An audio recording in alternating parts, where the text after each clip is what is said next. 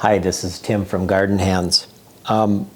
We've decided we're going to build a tree house, and sometimes it helps, well, I know it helps me to have a little bit of a plan, and this is not, I'm not artistic at all, so bear with me on this. We're going to just draw this out real crude so at least we have an idea what we want to do. So what we had decided was we're going to have our tree house be about 6 feet tall, and it's going to be 20 feet long. We're going to count each of these squares as a 1 foot measurement. So this will be the length of the floor. We're going to have the posts go down about 6 feet. It'll be 6 feet off the ground, and it's about a 6-inch post. And it's going to be about an 8-foot long deck that's going to be in the front. So on the left side, left of it is going to be the deck. So that's going to go to here. And then the rest of this will be a house. So this will be a post here also. And I'm not sure if we're going to use a 6-inch post there, a 6x6 or a 4x6. 4x6 would be plenty. The main part of the floor, this stringer is a 3-inch by 11-inch or by 12-inch. So that's going to look about like that. And then the house that's going to sit on top will run from this 8-foot mark.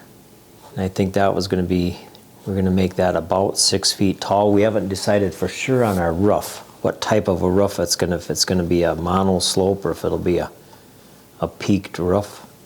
And then we'll end up with a couple windows in this. This looks plenty big, I think. But in the end, then this will be 8 feet wide and 12 feet long. As we look at it right now, this is the south side of it. So we'll put a couple of windows in this side and probably put a window on the other side, on the north side. And our door is going to go here. The roof won't have to be that tall. Actually, that would be the whole roof if we did it so it sloped one way. If this was 8 feet, it'll be over 8 feet if it has a slope on it. And I would think we'd have a slope on 8 feet. We'd probably rise 2 feet to the other side, maybe 3. That would be plenty for the snow to slide off, and it's facing the south then, so you've got plenty of slope. So we'll have 6 feet of height here from the roof line down to the floor. And on the back side, that would mean you'd have 9 feet. So that's plenty. And so what we might do is revise this just a little bit. This could be 5 feet on this side, and then 8 feet on the other side would be plenty for kids or adults. The only reason I made it 6 feet was so you can find a regular sized door that would fit in there real easy without having to do anything, but we'll have a little extra height here.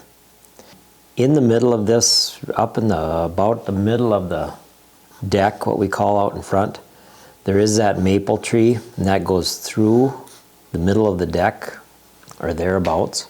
So that tree is going to be coming through the deck, and then we're going to put a railing. We're going to make the railing, you're going to laugh at this a little bit, but what we're going to use is what they call hog panel. So it's a panel that's made out of galvanized rod, and it's 32 inches tall. So that's 2.5 of these squares about. So that panel is going to go all the way around the deck. And this post will make long enough, it'll go all the way up, so it'll be real sturdy to fasten that panel to. And that panel will go across, this would be the front of the deck, and then on the other side of the deck, it'll go all the way around except where the stairway is. And it's got real small grids in it that are probably 3 by 4 inch squares, so nobody can fall through it, and we can have that off the floor of it about 4 inches, and then we'll use a 2x4 on the top of that and a 2x4 on the bottom of that hug panel will sandwich up to or mesh into, and then we'll fasten it to that. So we'll have this railing that's around here, and then the panels run this way too to keep all the animals in up there, and the tree will go through there, and the door will be there. And the stairs will be on the other side of this, and that was going to be that circular stair, and I'm not even going to attempt to draw that, but there'll be a stairs here on the far side or the north side of it. A view from the top of it, this is going to be I'm going to call it the house, And this is going to be the deck. And our tree is right in the middle of this. So here's our tree that's in the middle of the deck, and here is the deck, and here's the stairs. And when we put our boards on, so here, this outside line is going to be that 3 by 11 or 12 inch bridge beam. It's a big heavy plank. With that being there, we're going to run joists across every 16 inches or 2 feet. There'll be a joist that goes across here. So that would mean that our deck boards will run this way. To stay under budget, we use some 1 by 6, what do they call that? Just a bull nose deck board, a treated one. And then I think we used a 2 by 8 or 2 by 6 for our pieces across. And it's only 8 feet across. We should have a real good floor on that. That shouldn't take too much. Our door will be here, and we'll have a couple of windows here and a window over here, and there'll probably be a glass in the door. So I think we'll have enough light in there, and maybe what we'll do when we frame the end of it down here is we'll frame it in a way that if we want to put a window in later, we can. On the side of this, for a siding material, we are probably looking at just some, I don't know what you call it. It's a cedar, so we don't have to stain it or mess with it. It's a cedar board that's tapered, so you can lay those on the ends there. At first we thought about going with the same siding as what the syrup shed has, which is just 100 feet away from it. So we're going to wait and see. We aren't going to get this finished until next year. So we're going to wait and see, and if we can duplicate the syrup shed so it looks the same, we maybe will do it that way. Otherwise we'll use some cedar siding that is a little less maintenance and easier to do. And for the roof, I think what we're going to use is sheets of tin, and that probably will be the same color as what the maple syrup shed is also. So, that being said, let's go.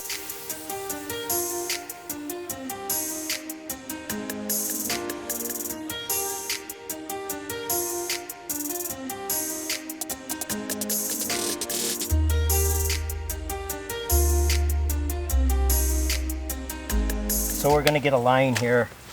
Just for an idea, this will be pretty crude, but we'll put a hole in this corner and a hole in that one. And then we'll put a hole at something like 12 feet from the other end up this way. And that will be, those two down there will be a post, and I didn't get the right ones, but I think we'll make those a post that go past the deck. So our deck will run from there from one post to the other. So we'll get these 3 posts put in, and then we'll measure across and see if we can get it so it's square.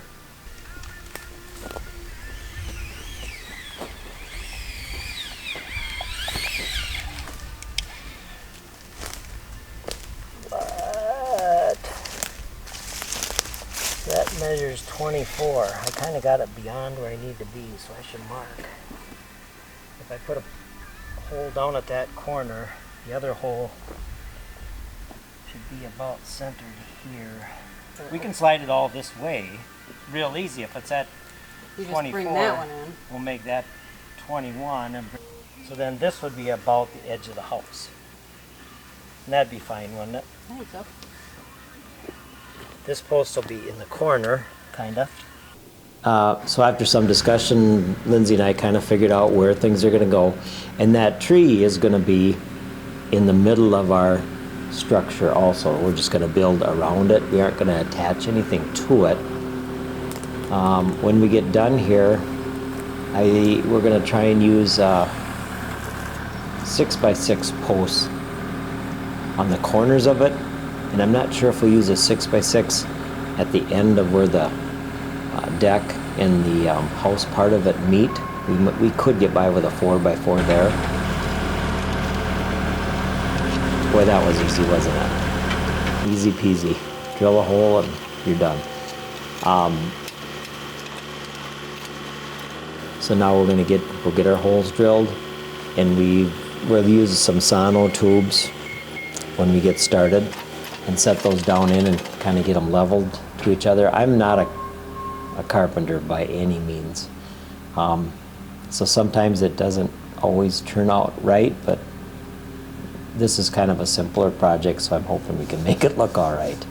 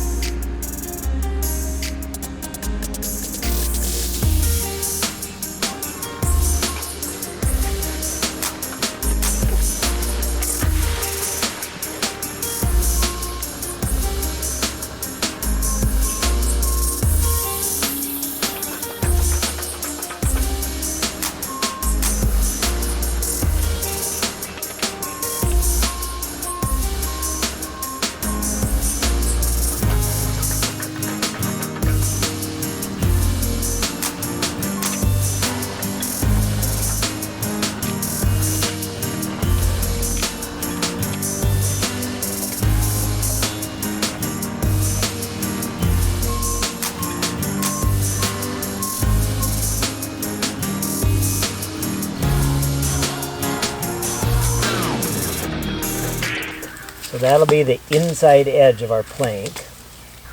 Then, do you remember your theory for finding the corner? A2 plus B2 equals C2. Okay. Wasn't that? If we went across 8 and went up 8, That should be 16. and that should be 16. I'm doing it on the inside of the board, is that? Well, we'll just go by the corner of that string. How do we mark that? Spit. Well, I'll use the pencil.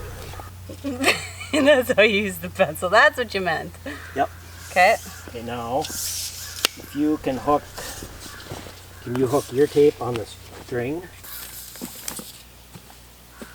And you're going to need to be towards that. Well, now I'm not anywhere near 8 feet. What are you at? Yeah, that's all right. Okay, here's 8 feet. But you need to be that way, like huge. Right around in there. You got kind of an idea? Okay. Are you sure about that?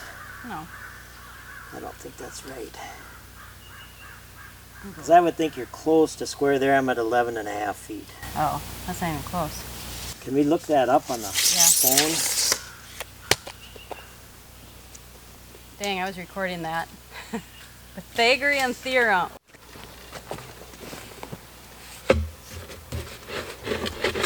You can probably hold it and do it, and I'll keep digging.